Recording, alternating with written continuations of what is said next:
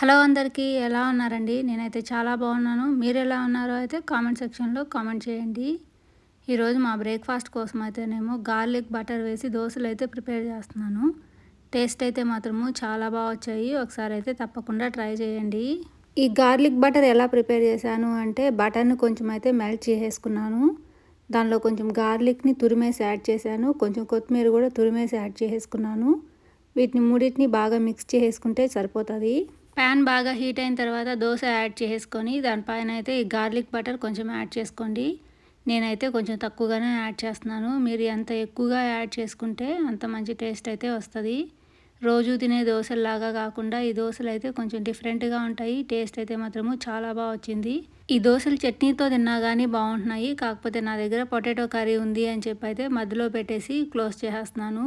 నేనైతే ఈరోజు చట్నీతో ఏమీ దోశ తినలేదు. ఓన్లీ పొటాటో నంచుకొనే దోశ తినేసాను. టేస్ట్ అయితే మాత్రము చాలా బాగుంది. నేను ఎప్పుడు అయితే ఈ ఆర్గానిక్ రైసే వాడేదాన్ని. లాస్ట్ వీక్ కాస్ట్కో నుంచి తీసుకొచ్చాను అనమాట. అవైతే రైస్ అంత బాగాలేవు. కొంచెం కొత్త రైస్ లాగా ఉన్నట్టున్నాయి. అన్నం వండినప్పుడైతే కొంచెం ముద్దలాగా అయిపోతుంది అనమాట.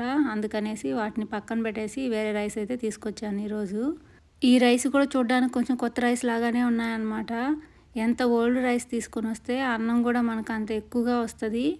ఈ కొత్త రైస్తో తెస్తే మాత్రము అసలు అన్నం కూడా చాలా తక్కువ వస్తుంది. అంత బాగుండదు రైస్ తినడానికి కూడా. కాస్ట్కో నుంచి తెచ్చినటువంటి రైస్ మనము ఒక 6-7 మంత్స్ కనుక అట్లే పక్కన పెట్టేస్తే అప్పుడు మళ్ళీ బాగా అయిపోతాయి.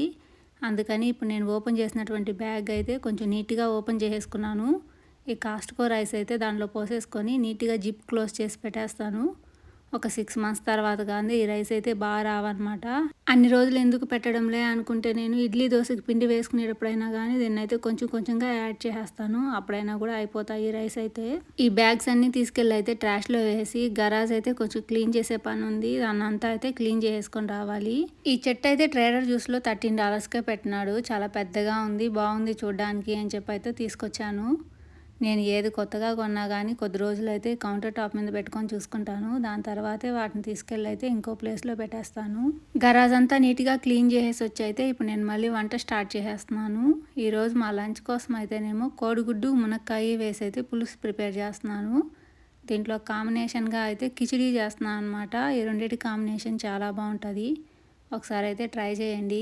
ఇప్పుడైతే మాకు మునక్కాయలు కూడా కొంచెం తక్కువ ప్రైస్కే దొరుకుతాయి. వీటితో పాటు మామిడికాయలు కూడా చాలా తక్కువ ప్రైస్కే దొరుకుతాయి అన్నమాట. మునక్కాయలు కూడా అయితే నేను ఈరోజు చాలా ఎక్కువే తీసుకొని వచ్చాను. ఇవన్నీ కలిపి అయితే నాకు $5 పడినాయి. వీటిని అయితే నేను ఈరోజు ఫ్రీజ్ చేద్దాం అనుకుంటున్నాను అనమాట. ఎప్పుడు నేను ఫ్రోజన్లో ఉండే మునక్కాయలు కొనుక్కొని వచ్చేదాన్ని. వాళ్ళు ఎలా చేశారో ఏమో అనిపించేదన్నమాట. ఈసారి అయితే నేనే ఫ్రీజ్ చేసేసుకుందాము, కావాలన్నప్పుడు వాడుకోవచ్చు అని చెప్పి కొన్నిగా మునక్కాయలు అయితే తీసుకొచ్చి ఫ్రీజ్ చేసేస్తున్నాను. ఫస్ట్ అయితే ఇప్పుడు నేను మునక్కాయలని నీట్గా వాష్ చేసేసాను. చిన్న ముక్కల్లాగా అయితే కట్ చేసుకుంటున్నాను. ఒక 2.5 ఇంచెస్ ఉండేలాగా అయితే కట్ చేస్తున్నాను అనమాట. పెద్దగా అయితే ఏం కట్ చేయడం లేదు, చిన్నగానే కట్ చేసేస్తున్నాను. వీటిని ఇప్పుడు నేను జిప్ లాక్లో యాడ్ చేసి ఫ్రీజర్లో అయితే పెట్టేసుకుంటాను. అవి అలాగే ఫ్రీజ్ అయిపోతాయి. నిన్న మామిడికాయలు తీసుకొని వచ్చాను. వెంటనే మళ్ళీ ఫ్రిడ్జ్లో దేనికి పెట్టడం లే అని చెప్పేసి అప్పటికప్పుడే కడిగేసి అయితే ఫ్రీజ్ చేసాను.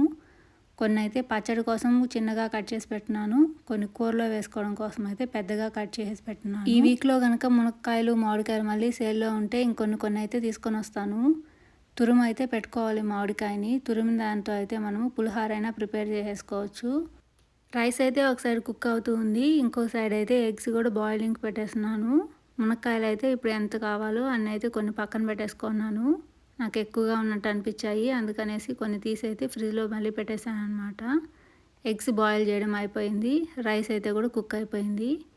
కిచిడీ కోసం అయితే ఇందాకే నేను పెసరపప్పు బియ్యాన్ని ఈక్వల్ క్వాంటిటీలో కడిగి అయితే నానబెట్టేసుకున్నాను. ఇప్పుడు స్టవ్ మీద ఒక ప్యాన్ పెట్టేసుకొని దానిలో కొంచెం అయితే గీ యాడ్ చేసుకున్నాను. హోల్ గరం మసాలా కొంచెం యాడ్ చేసుకోండి. కొంచెం పెప్పర్ పౌడరు, కొంచెం అయితే జీలకర్ర యాడ్ చేసుకోండి. దీనిలో కొన్ని క్యాషూ నట్స్ కూడా యాడ్ చేసుకొని కొంచెం సేపు అయితే ఫ్రై చేసుకోవాలి. దీనిలో కొంచెం అయితే నేను అల్లం తురుము యాడ్ చేస్తున్నాను. మీరు కావాలంటే జింజరు గార్లిక్ పేస్ట్ అయినా కూడా యాడ్ చేసుకోవచ్చు. ఇవి బాగా ఫ్రై అయిపోయిన తర్వాత కొన్ని గ్రీన్ చిల్లీస్, కొన్ని అయితే ఆనియన్ పీసెస్ యాడ్ చేసుకొని ఇంకొంచెం సేపు బాగా ఫ్రై చేసుకోవాలి. ఒక హాఫ్ టమాటో అయితే కూడా కట్ చేసి యాడ్ చేసాను. ఆనియన్స్ అనేటివి బాగా బ్రౌన్ కలర్ రావాల్సిన అవసరం ఏమీ లేదు. కొంచెం సేపు ఫ్రై చేసుకుంటే సరిపోతుంది.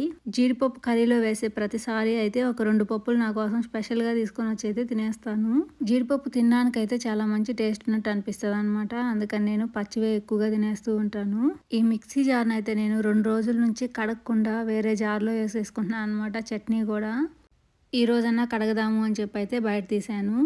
ఈ మిక్సీ జార్లో మొన్న ఒకరోజు తిరామస్ ప్రిపేర్ చేయడం కోసం అయితే పౌడర్ షుగర్ ప్రిపేర్ చేశాను అనమాట.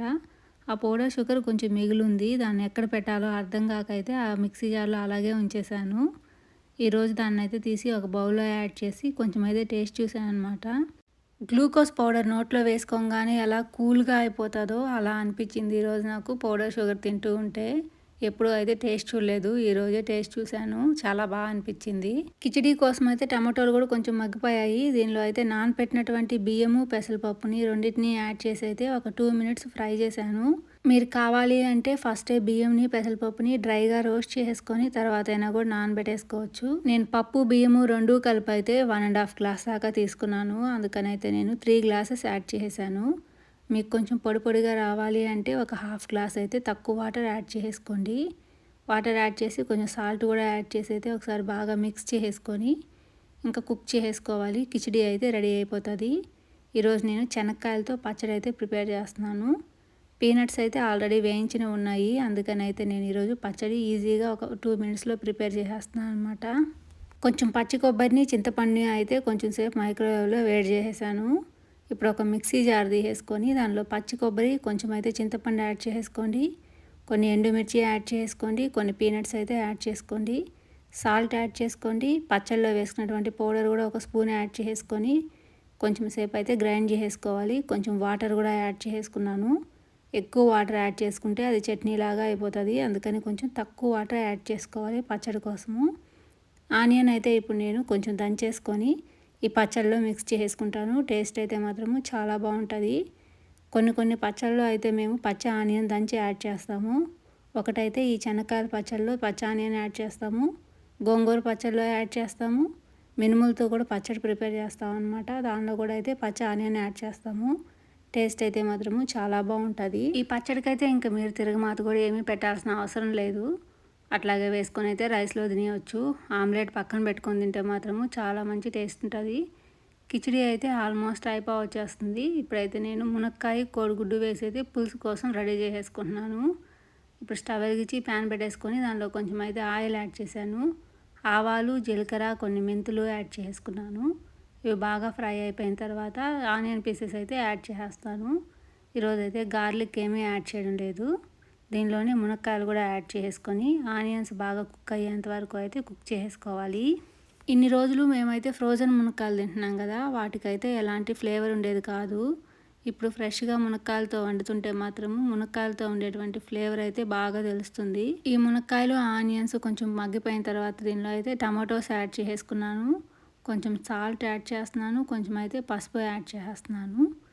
కొంచెం ధనియాల పొడి యాడ్ చేసుకోండి. కొంచెం కారం అయితే యాడ్ చేసుకోవాలి. కొన్ని కూరలు మనకు చూడడానికి రెడ్ కలర్లో ఉంటేనే చాలా బాగా నచ్చుతుంది. వాటిలో అయితే పులుసులు కూడా ఒకటి. మేమైతే కారం తక్కువగా తింటాము. నేను వేసే కొంచెం కారంకైతే కర్రీస్ అనేటివి రెడ్ కలర్లో రావు. కారం అయితే తక్కువగా ఉండాలి, కలర్ చూడడానికి మంచిగా రావాలి అనుకున్నప్పుడు అయితే నేను కాశ్మీరీ రెడ్ చిల్లీ పౌడర్ అయితే వాడతాను. ఈ Kashmiri red chilli powder add చేయడం వల్ల అయితే మంచి కలర్ వస్తాయి కర్రీస్కి. ఇప్పుడైతే కూడా నేను ఈ పులుసులో కొంచెం Kashmiri red chilli powder add చేశాను. కారం కోసం నార్మల్ కారం అయితే కొంచెం యాడ్ చేసుకున్నాను. టమాటోలు కూడా బాగా మగ్గిపోయాయి. ఇప్పుడైతే నేను దీనిలో కొంచెము చింతపండు పులుసు అయితే యాడ్ చేస్తున్నాను. చింతపండు పులుసు అయితే నేను చాలా తక్కువగానే యాడ్ చేసేసాను. దీనిలో అయితే బాయిల్ చేసినటువంటి ఎగ్స్ కూడా యాడ్ చేయాలి. కాకపోతే ఈ పులుసు కొంచెం బాగా ఉడికిన తర్వాతనే లాస్ట్లో అయితే ఎగ్స్ యాడ్ చేసేస్తాను. పులుసులో వేసేటువంటి ఎగ్స్ అయితే మాత్రము చాలా మంచి టేస్ట్ ఉంటాయి. ఇప్పుడు ఒకసారి వాటర్ కూడా చెక్ చేసుకొని టేస్ట్ అయితే చూసేసుకోవాలి. అన్నీ బాగున్నాయి అనిపించినప్పుడు అయితే కొంచెం ఎక్కువసేపు కుక్ చేసుకోవాలి, ఒక 15 మినిట్స్ దాకా. దాని తర్వాత ఇప్పుడైతే నేను బాయిల్ చేసినటువంటి ఎగ్స్కి ఘాట్లు పెట్టేసి యాడ్ చేసేస్తున్నాను. ఈ పులుసులో ఇప్పుడు ఎగ్స్ అయితే ఇంకొక 5 మినిట్స్ కుక్ అయితే సరిపోతుంది. పులుసు కూడా ఎగ్స్ లోపల వెళ్ళిపోయి టేస్ట్ అయితే చాలా బాగుంటుంది. ఫైనల్గా అయితే మునక్కాయ కోడిగుడ్డు పులుసు అయితే రెడీ అయిపోయింది. ఎక్కువ మంది వీటిలో ఎండు చేపలు ఇంకా లేకపోతే రొయ్యలు ఉంటాయి కదా, ఎండు రొయ్యలు, వాటిని కూడా యాడ్ చేసుకుంటారు. మాకైతే ఆ ఫ్లేవర్స్ ఏమీ నచ్చవు. అందుకని నేను మునక్కాయ కోడిగుడ్డు వేసి అయితే మాత్రమే పులుసు చేసేస్తాను. దీనైతే ఇప్పుడు నేను సర్వింగ్ బౌల్లో తీసి పెట్టేసుకుంటున్నాను. ఈరోజు గరాజ్ క్లీన్ చేయడానికే 1 అవర్ పైనే టైం తీసేసుకుంది. అందుకని అయితే వంటలు ఈ రెండింటితోనే సర్దేశాను అనమాట. ఈవినింగ్ ఏదన్నా స్వీట్ కావాలి అని చెప్తే నేను ఇప్పుడు రవ్వ లడ్డు అయితే ప్రిపేర్ చేసేస్తున్నాను. ఎప్పుడు నేను రవ్వ లడ్డు ప్రిపేర్ చేసా కానీ కొలతలు ఏమీ పెట్టుకోను అనమాట. నాకు ఎంత చెప్తే అంత బట్టి వేస్తూ ఉండేదాన్ని. ఈరోజు మీకు కూడా కొలతలు చెప్దాము అని చెప్పేసి అన్నీ ఒక కప్పుతో కొలుచుకుంటూ అయితే వేసాను. దానివల్ల అయితే కొంచెం షుగర్ అనేది చాలా ఎక్కువ అయిపోయింది. ఫస్ట్ అయితే ఒక ప్యాన్ స్టవ్ మీద పెట్టేసుకొని దానిలో కొంచెం గీ యాడ్ చేసుకోవాలి. క్యాషూ నట్స్ అయితే కొంచెం సేపు బాగా ఫ్రై చేసుకోవాలి. దీనిలోనే నేనైతే కొన్ని గ్రేప్స్ కూడా యాడ్ చేసి ఫ్రై చేసేస్తున్నాను. మీకు కావాలి అంటే ఇంకా వేరే నట్స్ అయినా కూడా యాడ్ చేసుకోవచ్చు. వీటితో పాటు మీరు కొన్ని పుచ్చగింజలు ఉంటాయి కదా, వాటిని కూడా అయితే యాడ్ చేసుకోవచ్చు. సారపప్పులు ఏమన్నా అయితే యాడ్ చేసుకోవచ్చు. ఇవి బాగా ఫ్రై అయిపోయిన తర్వాత దీనిలో అయితే కోకోనట్ పౌడర్ కూడా యాడ్ చేసి కొంచెం అయితే బాగా మిక్స్ చేసేసుకుంటున్నాను. ఈ కోకోనట్ పౌడర్ యాడ్ చేసిన తర్వాత అయితే ఎక్కువసేపు ఫ్రై చేయొద్దు, ఒక 2 మినిట్స్ చేయండి సరిపోతుంది. కోకోనట్ పౌడరు, నట్స్ ఇవన్నీ కలిపి అయితే ఒక 1/2 కప్ వచ్చేంత వరకు చూసి ఫ్రై చేసుకున్నాను. వీటిని తీసి అయితే ఇప్పుడు పక్కన పెట్టేస్తున్నాను. ఇప్పుడు ఇదే ప్యాన్లో ఇంకొంచెం గీ యాడ్ చేసుకొని దీనిలో అయితే నేను సుజీ యాడ్ చేస్తున్నాను. బొంబాయి రవ్వ అంటారు కదా, అదైతే 1 కప్ యాడ్ చేసుకున్నాను. యాడ్ చేసి ఈ బొంబాయి రవ్వని కొంచెం మంచి స్మెల్ వచ్చేంత వరకు బాగా ఫ్రై చేసుకోవాలి. నేను తీసుకున్నటువంటి బొంబాయి రవ్వ అయితే ఫైన్ ఏం కాదనమాట, కొంచెం కోర్సుగా ఉండేలాగా తీసేసుకున్నాను. దీనివల్ల ఏమవుతుందంటే మనకు బొంబాయి రవ్వ అనేది కొంచెం బాగా తగులుతూ ఉంటుంది. ఇలా ఎక్కువగా క్రంచీగా ఉండకూడదు అనుకుంటే మీరు మిల్క్ కొన్ని ఎక్కువగా యాడ్ చేసుకొని అయితే కొంచెం సేపు నానబెట్టేసుకుంటే తర్వాత బాల్స్ చేస్తే మాత్రము చాలా బాగా వస్తుంది అనమాట. ఇప్పుడు నేను దీనిలో ఒక 1/4 కప్పు వరకు అయితే ఆల్మండ్ ఫ్లోర్ యాడ్ చేసుకున్నాను. ఇంకో 2-3 నిమిషాలు అయితే దీన్ని బాగా ఫ్రై చేసుకోవాలి. మీరు ఎంత బాగా డ్రైగా రోస్ట్ చేస్తారో అంత మంచి టేస్ట్ ఉంటుంది అనమాట రవ్వ లడ్డూకైతే. మీరు ఇట్లా ఫ్రై చేయలేదంటే మాత్రం అది పచ్చి స్మెల్ లాగా వస్తూ ఉంటుంది. ఈ పిండి నట్స్ అన్నీ కలిపి అయితే ఒక 2.5 కప్పులు అయితే అయిపోయినాయి. అందుకనేసి ఒక 1 కప్ యాడ్ చేద్దాము షుగరు అని చెప్పి అయితే యాడ్ చేశాను. షుగర్ అయితే మాత్రము చాలా ఎక్కువ అయిపోయిందనమాట. 2.5 కప్స్ ఉన్నప్పుడు అయితేనేమో ఒక 1/2 కప్ కన్నా కొంచెం ఎక్కువ యాడ్ చేస్తే సరిపోయిండేది. నాకైతే ఇప్పుడు 1/2 కప్ షుగర్ అయితే ఎక్కువైపోయింది.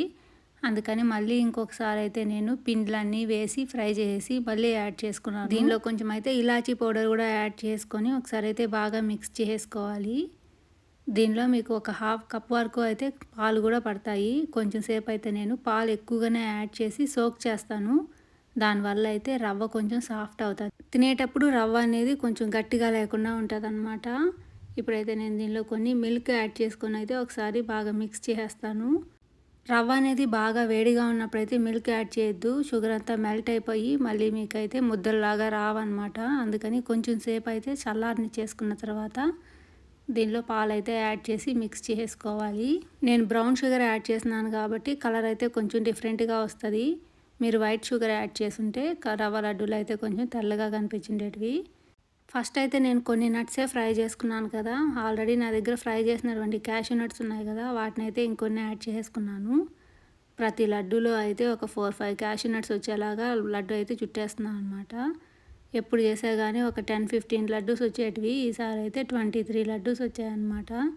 ఇవన్నీ మేమే తినలేమని చెప్పి పక్క వాళ్ళకి కూడా కొంచెం అయితే పంచేస్తున్నాను ఈరోజు. నాకైతే ఫుడ్ అనేది వేస్ట్ చేయడం ఇష్టం ఉండదు. కష్టపడి ఎంతో చేశాం కాబట్టి దాన్ని మనం తినలేకపోయినా పక్క వాళ్ళకి ఇచ్చిన వాళ్ళైనా తింటే హ్యాపీగా ఫీల్ అవుతాను అనమాట. నేను ఎవరికైనా ఫుడ్ ఇవ్వాలి అనుకున్నప్పుడు అయితే నేను వాళ్ళకి మెసేజ్ చేస్తాను, ఫుడ్ ఇమ్మంటారా అనేసి. వాళ్ళు ఓకే అంటే మాత్రమే తీసుకెళ్ళి ఇచ్చొస్తాను, లేకపోతే ఇంకొకరికైతే మెసేజ్ చేస్తూ ఉంటాను అనమాట. ఈ వీడియోనైతే నేను ఇంతటితో ఎండ్ చేసేస్తున్నాను. వీడియో కనుక మీకు నచ్చినట్లయితే ఒక లైక్ చేయడం అయితే మర్చిపోవద్దు. Thank you so much for watching అండి. మరో మంచి వీడియోతో మీ ముందుకు వస్తాను. అంతవరకు సెలవు, బాయ్.